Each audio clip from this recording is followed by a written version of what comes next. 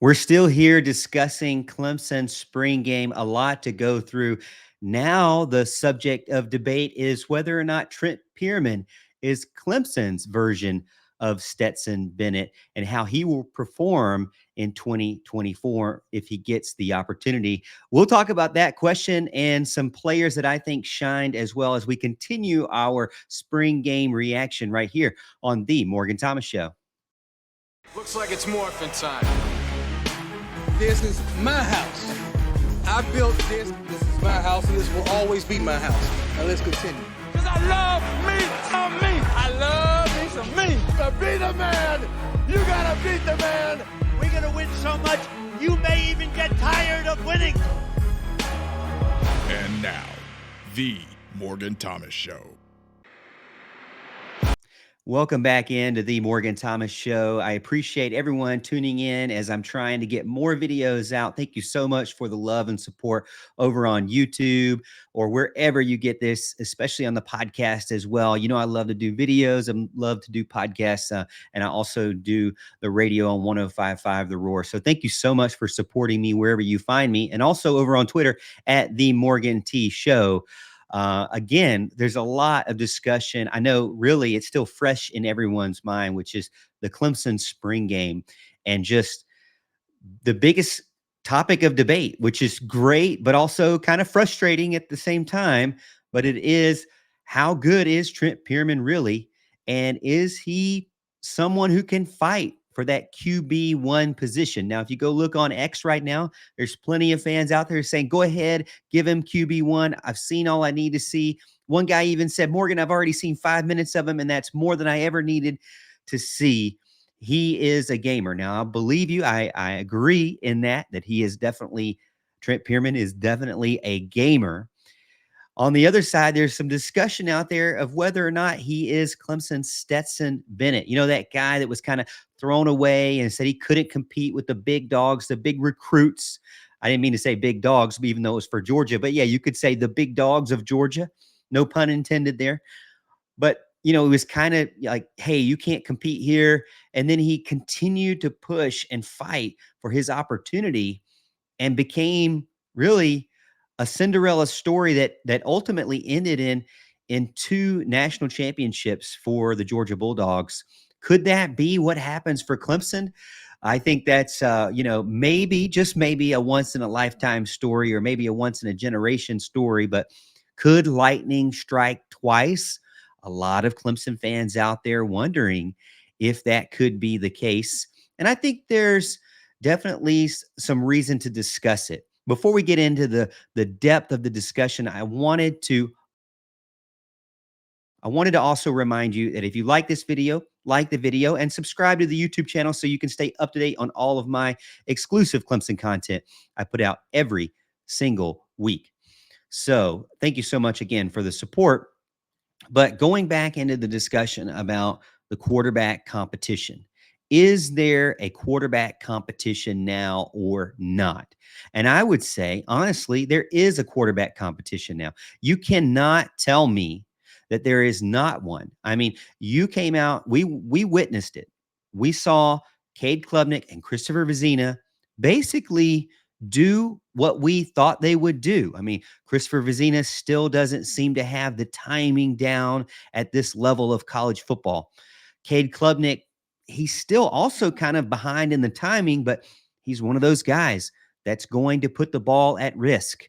Now, I said he could be like a Brett Favre one day, but you know, he could end up being, he could end up being on the worst side of the Brett Favre, somebody who is basically throwing too many interceptions and losing games. The one thing that Clemson can't afford to do is lose 4 ACC games again. That's just unreasonable. The expectations are way higher than that for Clemson. They're one of the teams that is in a legal battle to get out and go to a more difficult conference.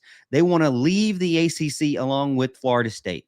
You cannot be one of those teams that says, and I believe this, that has the brand to compete with any team nationally, that has the fan base and the following to compete with any team nationally, and the brand and everything, the coaching staff, but then lose 4 or more ACC games. I mean, that's the kind of the losing those conference games. That's the kind of stuff that's like Tommy Brett Bowden level, right? Dabo Swinney is not at that level and should not be having teams on the field that are performing at that level. Now, if you talk to Dabo Swinney, he'll fight me back and he'll say, "Hey, yeah, he'll say that there were little things that happened here and there that cost him the game, and the fumbles and protecting the ball, and that is very true. And I don't want to say or avoid that conversation as well. It is definitely very true that if Clemson didn't turn the ball over as much as they did, that they probably wouldn't have lost 4 ACC games. Now, NC State, I really don't think they ever had the lead. Miami, they lost the lead and never could get it back, and it seemed like momentum was just not on their side. Duke, Florida State, that was another close one as well. But Duke was definitely one where turnovers, hurt them bad. But so could there have been some where they won instead of lost because of the turnovers? For sure. I mean, I definitely agree with that. But then again, on the other side is, why are those things happening? They all seem to be happening around the quarterback or involved with the quarterback, the option read, the RPO, whatever it may be, the handoff to the running back. Kind of these mistakes happen, and it seems to be, the quarterback is definitely involved. So we'll say it for that much. Now, one thing we said going into the season, and I said going into the season, was that I'd like to see Christopher Vizzina step up and be that guy that can push Cade Klubnik, because I think Cade Klubnik can be one of the best quarterbacks in the country, but he needs the competition to push him to that level. Right now, if Cade Klubnik stays the way we've seen him, I really don't have a ton of confidence that he's one of the best quarterbacks in the country. I don't even have any confidence that he would be one of the best quarterbacks in the conference of the ACC. He wasn't that way last season. And, without increased competition and pushing him to reach his potential, I believe he has, I don't see that happening again. So is there a quarterback competition? Well, it seems like there is, but not from Christopher Vizzina. Christopher Vizzina came back out. He was holding the ball too long. He was throwing interceptions. He was making bad decisions. He seemed like he wasn't in sync. He was taking sacks along with Cade Klubnik. So the competition for Cade is not coming from the guy that was recruited to give him that competition. The guy that I came out when I watched his high school film, I thought Christopher Vizzina would be one of those guys that could fit in the offense that Clemson wants to run immediately. Now, the problem is the speed of the game. Christopher Vizzina has not caught up to the speed of the game.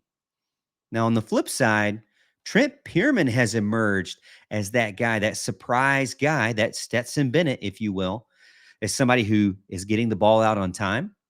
He's running the pace of the offense seemingly better than the other two guys.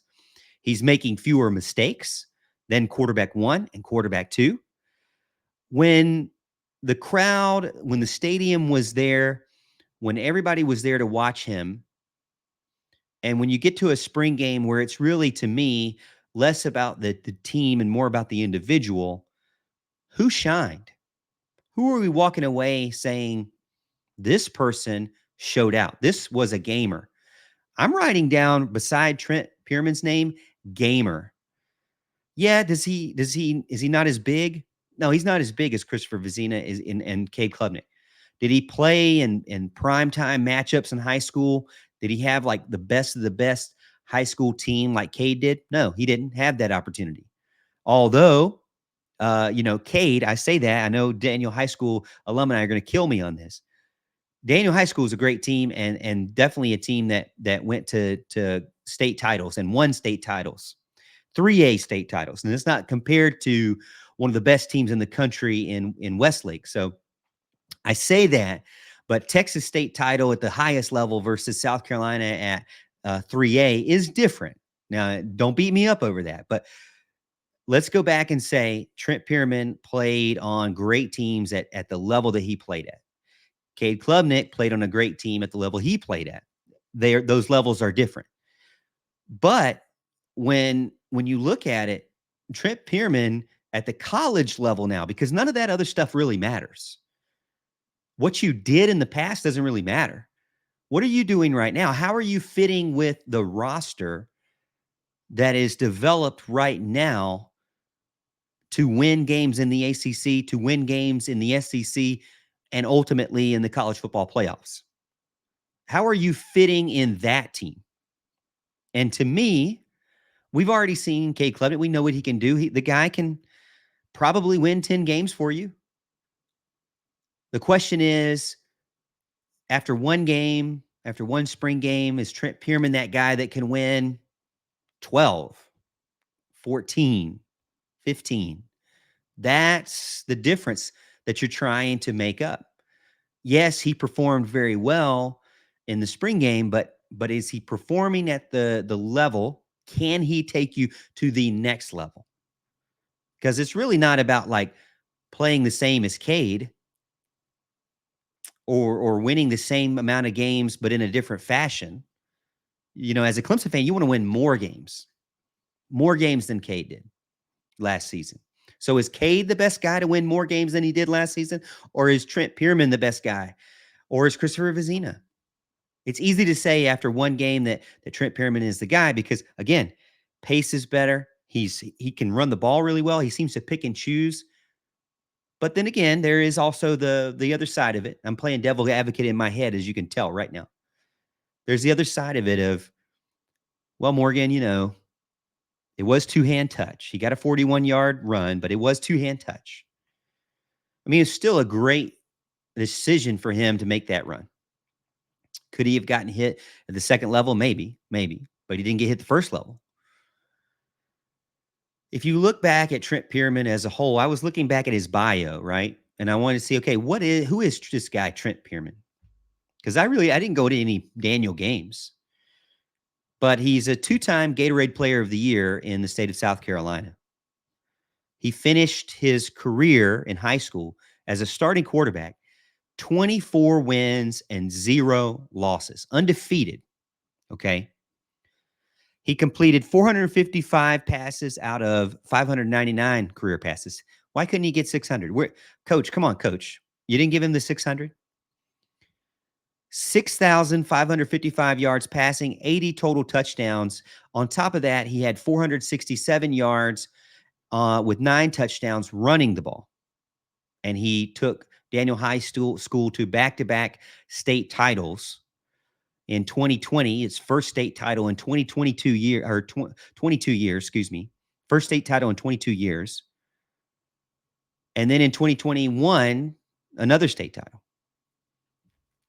He led the state in passing yards and 3,769 passing yards, passing touchdowns, 45, completions, 291, 14-0 as a senior. All-region, all-state selection. He was a finalist for Mr. Football in South Carolina. Palmetto champion, all-star team selection, Shrine Bowl selection, offensive MVP in 2021 of the North-South all-state game, excuse me. In 2020, Offensive Player of the Year from USA for the state of South Carolina. So, I mean, he has the accolades from high school. When I read those out loud, what are you thinking when I say those things out loud about Trent Pierman? The first thing, then when you think of Trent Pierman and you don't read those things, the first thing you think of Trent Pierman is coach's son. Well, I'm here to tell you right now, Trent Pierman is showing us that he is more than just the coach's son. Trent Pierman is showing us that he is more than just a Daniel High School walk-on that Dabo Swinney had pity for, had sympathy for. He's more than just a charity case or even a coach's son case. We're seeing now that this guy performed at a high level in high school for 3A, and he is showing out in his one opportunity that he got in the spring game. He is now showing out. And so that's brought Clemson football fans on notice. Some of the fans that didn't know about who he was in high school now are definitely on notice.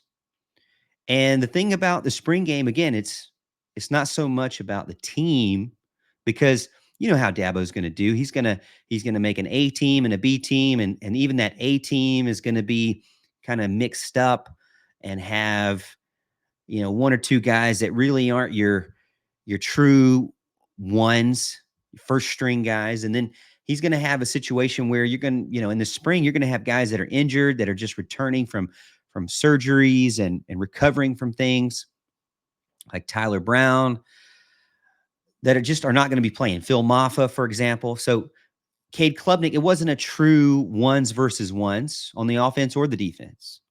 It was kind of a mixed match, but it was, I think Cade did have the A team offense for the most part.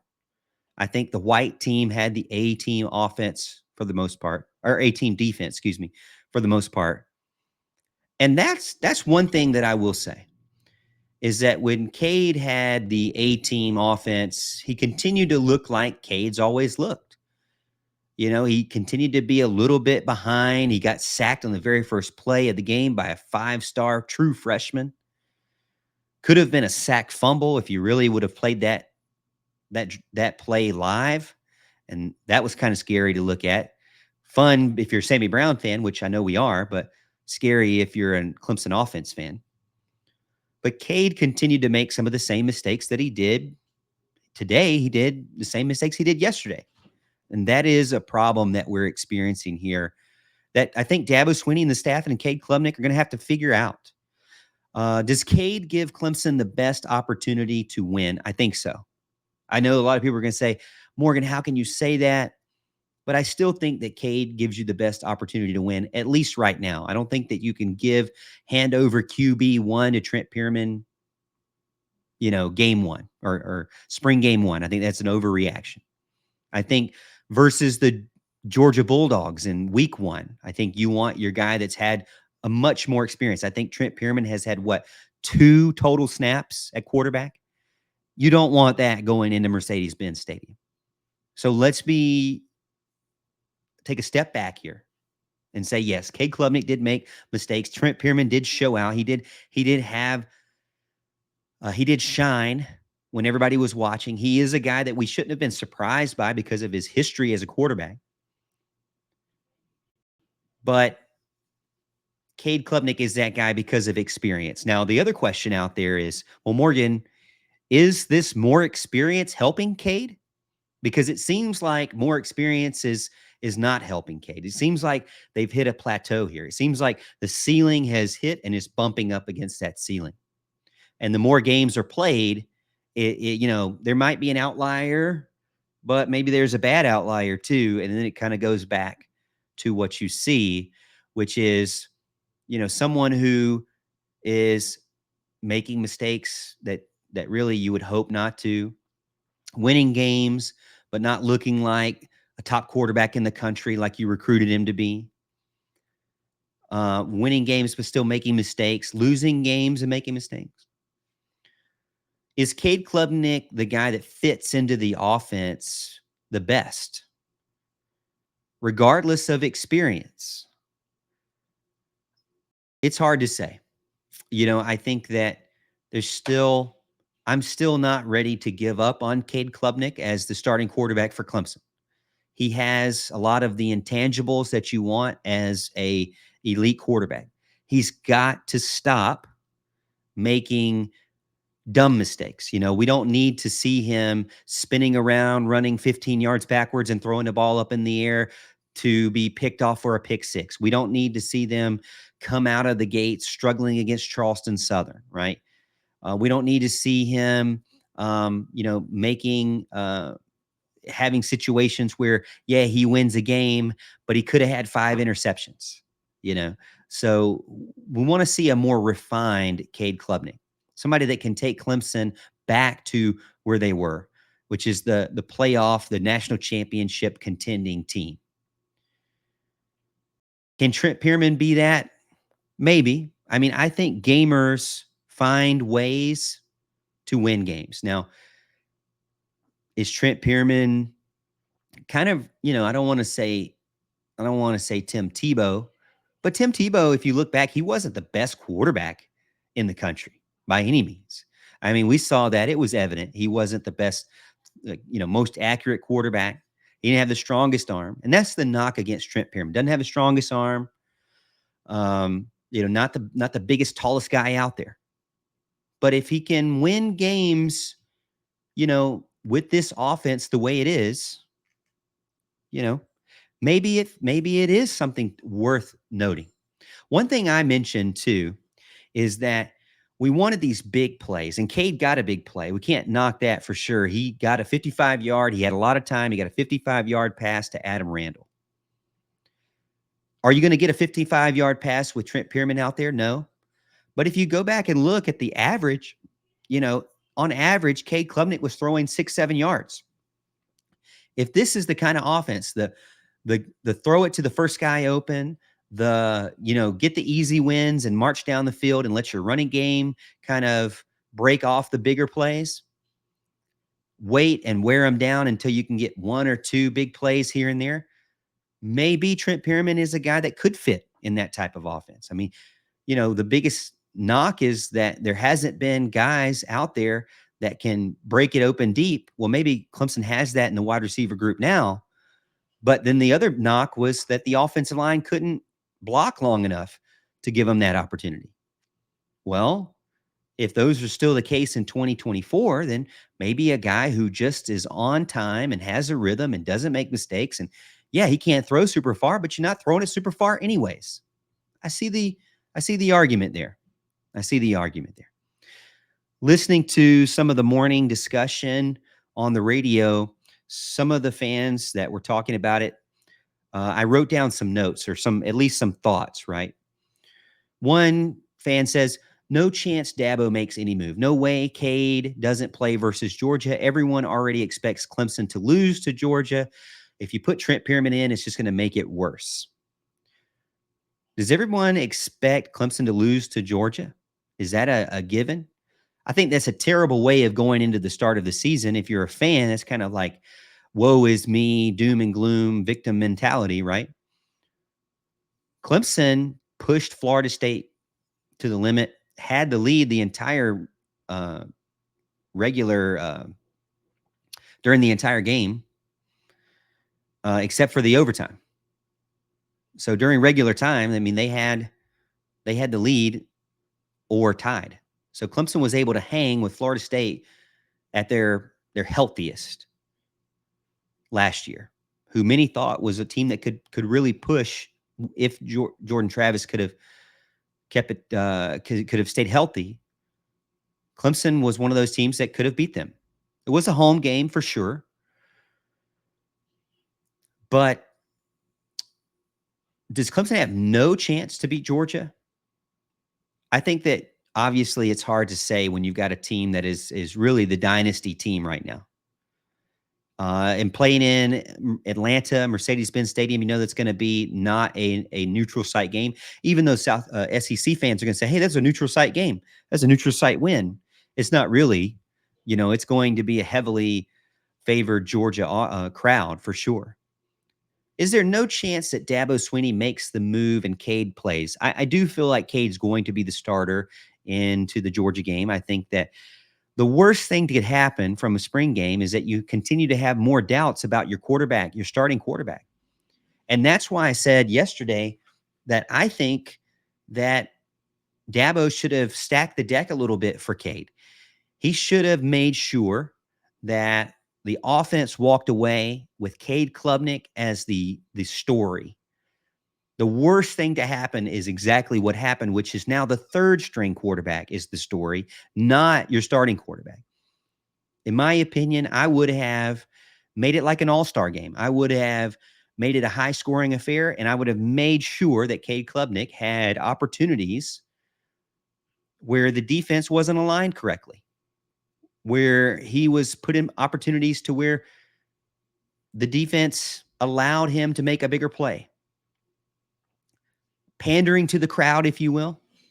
I still think pandering to the mentality of your quarterback, because now you walk away from that game and you're doubting. I do think there's no chance that Dabo Swinney plays Trent Pierman in as a starter, at least, to Georgia. Now, if you go back and look, they say Dabo's too loyal. He doesn't do those types of things. I don't think Dabo's too loyal. I do feel like that it was a little bit slow for him to put Deshaun Watson in at first. His freshman season, Deshaun comes out and they lose to Georgia, but he has a great play. I think to Sharon Peak there has a touchdown play. And then, he still doesn't start him. And everybody's like, we know Deshaun is much better than Cole Stout. So why are you not doing that? And it did seem like there was some loyalty there to Cole Stout. I'm not really sure why. Because there was some frustrating games when Cole Stout was still the starter and Deshaun Watson was sitting on the bench. Now, later on in the season, a lot of people forget about this. Deshaun was dealing with injuries, but it got to a point, and this is coming from a coach who doesn't make moves. It got to a point where Deshaun Watson, correct me if I'm wrong, was put to play against South Carolina with a torn ACL. This is not his sophomore season. It's a freshman season. He had a torn ACL. Nobody said anything about it publicly, and he put Deshaun Watson in that game to win the Gamecock game because he needed to win that game bad, honestly. It would have been bad if Clemson had lost that South Carolina game again because of Cole Stout. We all know it probably would have been different with Cole Stout. It was a struggle to get anything going on offense with Cole Stout at quarterback until the Oklahoma game. Shocker there. But I think that, Dabo, he tried to test the waters there with Deshaun Watson as a freshman. He allowed opportunities, maybe not giving him the starter position immediately, but he allowed for opportunities. Look back at Trevor Lawrence. Well, Morgan, he's too loyal. He's loyal to Kelly Bryant. Well, he wasn't really that loyal to Kelly Bryant. Kelly Bryant walked away thinking that he was still the starter, thinking he had done nothing wrong to not be the starter. Kelly Bryant had all the faith in the world to believe in himself, had made it to the playoffs, lost in the first round of the playoffs, yes, but he was a guy who hadn't lost any games yet. Actually didn't have a bad game against Texas A&M, and the following game against Georgia Tech, it was basically lost his position. Trevor Lawrence ultimately became a first overall draft pick in the NFL and a national championship winner, but to say Dabo doesn't make moves, I mean, yeah, I can see a little bit of that, but he also allowed the star players, the better players, to have their opportunities. At the quarterback position with the last two elite quarterbacks we've seen, he allowed them to have their opportunities if they earned them. If he felt like it would win the game, he did. I know it makes sense to say, well, Dabo's too loyal. He doesn't do those things, but he's going to put the best player out there. I believe that. At least someone that he believes like is more consistent. Now, it may take a little bit longer than you would like for him to switch him out, but he's going to give guys opportunities. One thing that, looking back at the spring game, and I'll end it here, is I think it would have been nice to see what Cade could have done on both sides of the ball. Trent Pearman had the opportunity to play on the orange side, and then I think in a couple of series was immediately shifted over to the white side. Maybe there was some, momentum that was carried over. Maybe there was some rhythm that was carried over on both sides of the ball. I don't see why, if you have quarterbacks, why don't you just rotate them on both sides of the ball like you have an all-time pitcher when you play backyard baseball? Why don't you just have quarterbacks rotate like that and see how that goes? And that way you kind of remove this whole, well, he only had these players and his favorite player was on the other team, or vice versa, or this guy was out, or that guy was out, or this combination didn't work, or that.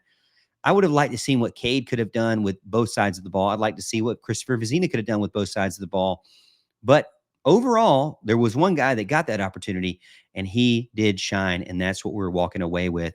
A lot of other guys on the team showed out as well. I'll give you a short list here of names I keep thinking of as they pop up in my head here as I keep thinking through the game. Bryant Wesco, Sammy Brown, Stephylan Green. I didn't mention him in the last one. AJ Hoffler, Nolan Hoosier, Tavoy Fagan, Jaheim Lawson, Avion Terrell, Antonio Williams, Harris Sewell. I liked him. He played on both sides of the ball as well. Tristan Lee, Jamal Anderson, Cade Denhoff. I'm missing a ton of names. I know I'm missing a ton of names. I'm just spitting off some other names that I wanted to give a shout out as well as I'm thinking through the spring game. And I'm sure we'll continue this discussion as the week goes on because that's the hot topic right now. as we look back on some check-in on baseball and softball on the diamond. Baseball swept Notre Dame. They're still going strong. One of the best teams in the country. Eric Bakich doing great over there. Aiden Kanak, Sunday pitcher. Man, he is a player of the week. And then softball, heading into a big-time game against the South Carolina Gamecocks. Their second game against South Carolina. I was there at the home game against South Carolina. They lost. They've got a big game coming up. Now they're going to go, and it's going to be a away game. They got to get that win back. And then heading into this weekend, huge matchup, the one that everybody should have their eyes on, that should have been circled on the calendar for softball, and that is the Duke matchup. Top team there, a team that, you know, if they win this, then, you know, it could be exactly what they need to kind of click into postseason mode, ACC tournament mode, and then into NCAA tournament mode as well. Thank you so much for tuning into the previous episode on Monday, and thank you so much for tuning into this episode. And as always, Tiger fans, we'll see you at the top of the hill.